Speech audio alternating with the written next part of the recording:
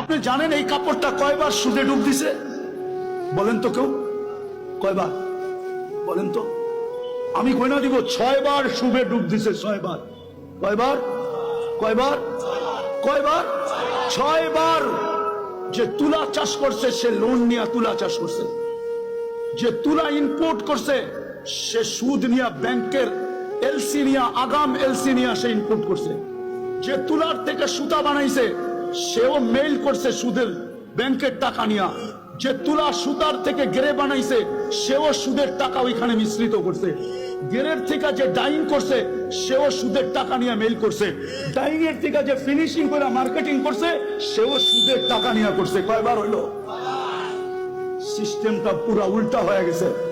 আপনি চিৎকার দিলে কিছু হবে না। ফিরে আসেন, কোরআন এটাই বলে লিউযিকাহুম বাদাল্লাযী আমিলু লাআল্লাহুম ইয়ারজিউন। তোমরা পিছে ফিরো, পিছে পিছে দেখো, পিছে নবীর আদর্শের দিকে ফিরো।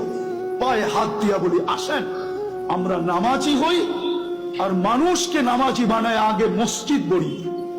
যেদিন ফজর আর জুমা এক হবে, সমান হবে, আপনার অপেক্ষা করতে হবে না, আপনার লড়তে হবে না। এই উম্মতকে আল্লাহ লড়াইতে চান না, তাইলে আল্লাহ থাইকা লাভ কি?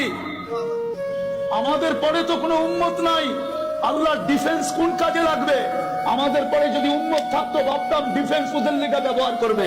আমাদের পরে তো কোনো নবীর পরে নবী নাই, তাইলে আল্লাহর ডিফেন্স কোন কাজে আসবে?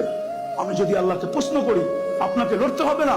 বদর দেখেন না, ওমা রামাইতা ইদ রামাইতা ওয়ালাকিন্নাল্লাহ রামা। আমি যদি আল্লাহকে প্রশ্ন করি তাহলে রমজান মাসে 70 কিলোমিটার মদিনার থেকে দূরে বন্ধুকে কেন নিয়ে আসলেন? এই রমজান আর গরম। আল্লাহ যেন বলতে চায় বন্ধু না আসলে তো খেলা জমবে না।